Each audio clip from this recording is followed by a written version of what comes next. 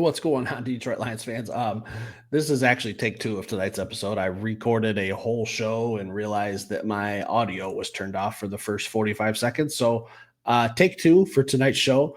I will have to do a double check to make sure that everything is working well. But I have to thank you guys very, very much for all the support, man, for this channel the last like month or so, especially just hammering that like button for us. Greatly appreciated. If you're new here, you love Detroit Lions content, you love the news, the rumors, the trades, the draft stuff, the free agency. If this is your first time seeing us or this channel, please hit that subscribe button. Our longtime watchers appreciate all your guys' support. Truly, truly, truly mean that. Got to start out yesterday's show. We talked about Chop Robinson for the Miami Dolphins going out with an injury, didn't know what was going on, looked and sounded bad, came back. He came back to practice today. So we're happy to see that. I've been really beating up the Miami Dolphins, mainly for my hatred for Mike McDaniel, but will not ever cheer for another player to be injured. I don't care if it's a Lions player, a Green Bay Packers player. Don't like to see injuries, man. It takes away from the game of football. We watch football for the competition. If a good player gets hurt, it just waters that down, and you're not getting the full level of competition that you should be getting. So having Chop Robinson come back today, I think that helps sharpen our offensive line, especially, man.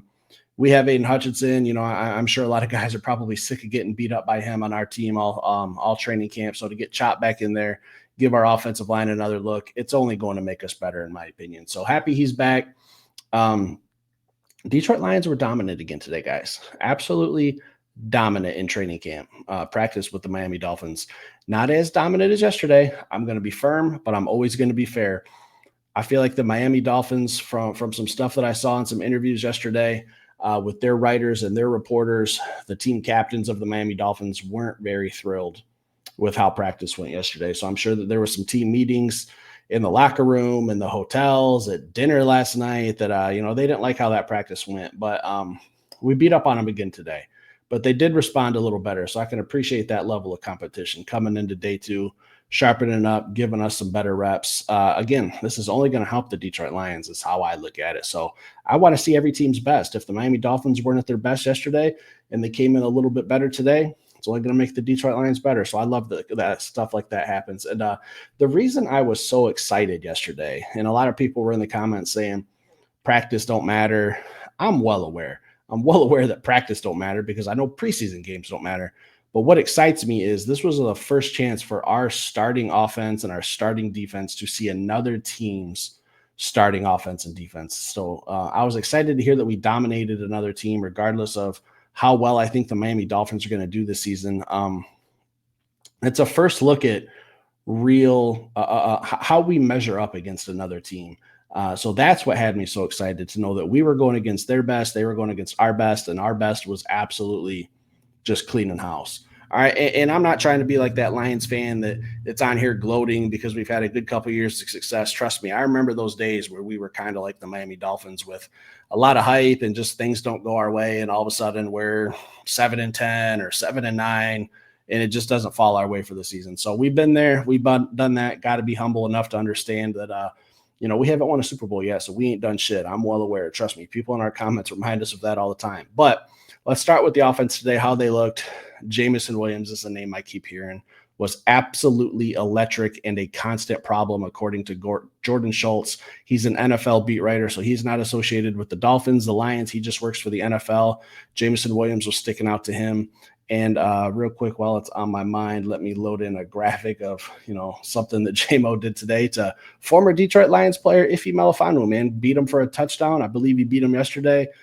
They got into a little scuffle, a little shouting match, a little pushing, shoving. Some helmets might have came off, some yapping. J-Mo gets the last laugh, as I kind of anticipated he would. And again, good to see Ife Melifonwu back in Detroit. Stay healthy for the Dolphins. Your time here was appreciated. Time for both parties to move on. Hoping you nothing but the best in the future going forward. But Jamison Williams, man, I think he's just unguardable. I think he's really developing into a wide receiver that can catch a lot of passes. I know he started out as a young player his first couple seasons. We were talking about some drop issues.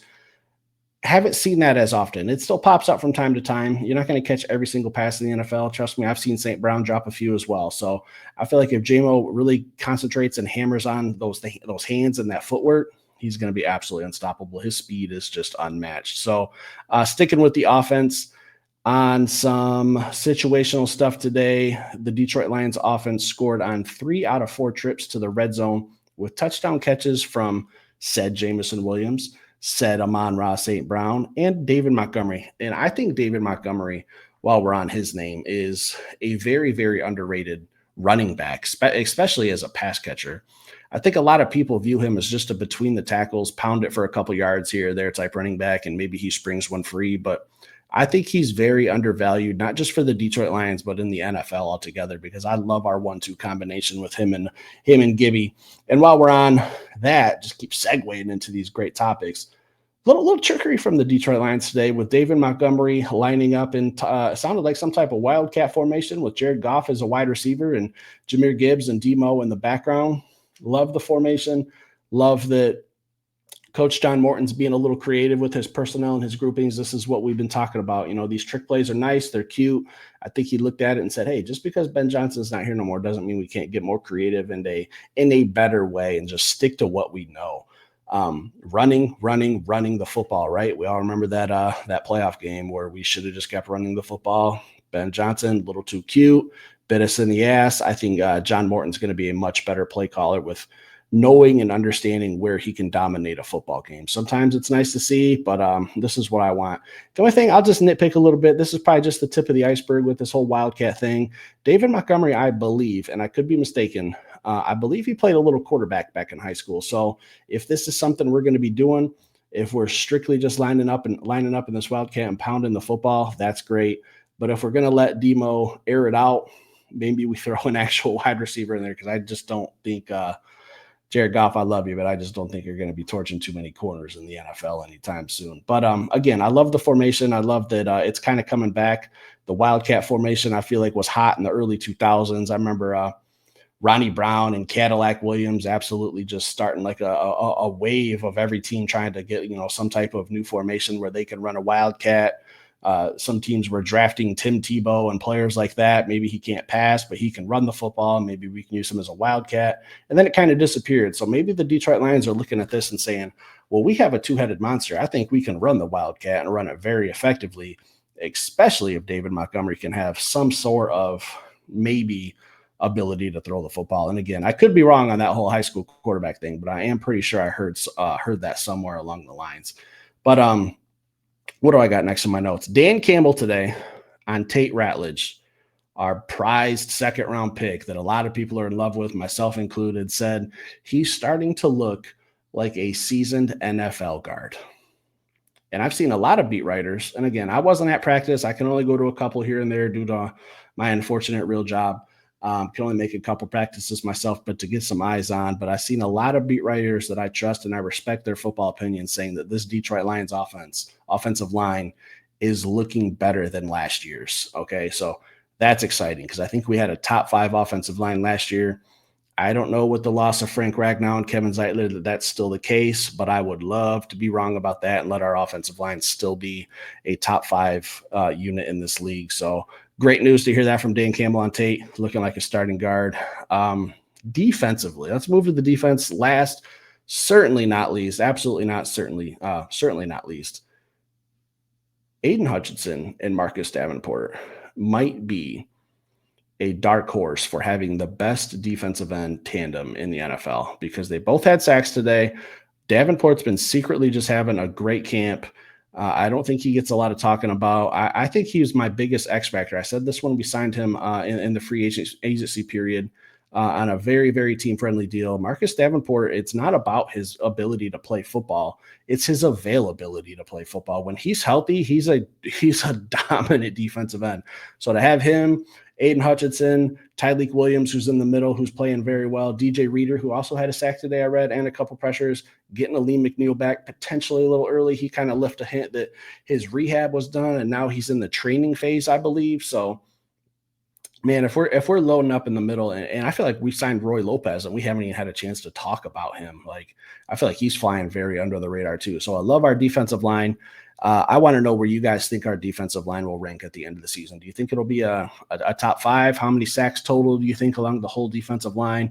You can even throw front 7 in there. Just leave it in the comments. Let me know what you think. But I'm absolutely ecstatic to see this defense getting after it because, again, We were having a conversation on this channel not too long ago about, maybe our offense is having a little struggles. New offensive coordinator, essentially pretty much three rookies in the middle of our offensive line. Jared Goff at the time, early in training camp, wasn't really firing on all cylinders. It seems like he's locking it in now. His timing with St. Brown is something that I saw some beat writers for the Dolphins also talking about. They just look like they're in midseason form. The practice I made a couple weeks ago, I didn't see that. So maybe their timing is finally down. Maybe it's taken a couple weeks to get them in the groove, in the swing of things. Same thing with Jameson Williams. Just the timing just looks a little off. I know there's some terminology problems because I saw them myself kind of rehuddling a couple times without a defense even being on the field. So I feel like everything's starting to flow at the perfect time for the Detroit Lions to kick off week 1 against Green Bay. So I'm absolutely excited, guys. Again, Detroit Lions dominated practice today. I respect and love that the Dolphins bounced back after getting whooped up on yesterday. I think it just makes our team better. So I had to hop on here, do a little news, do a little rumors, do a little bit of talking about these Detroit Lions. Can't wait for the game. Stick around, hit that like button. I'll be back later with another show.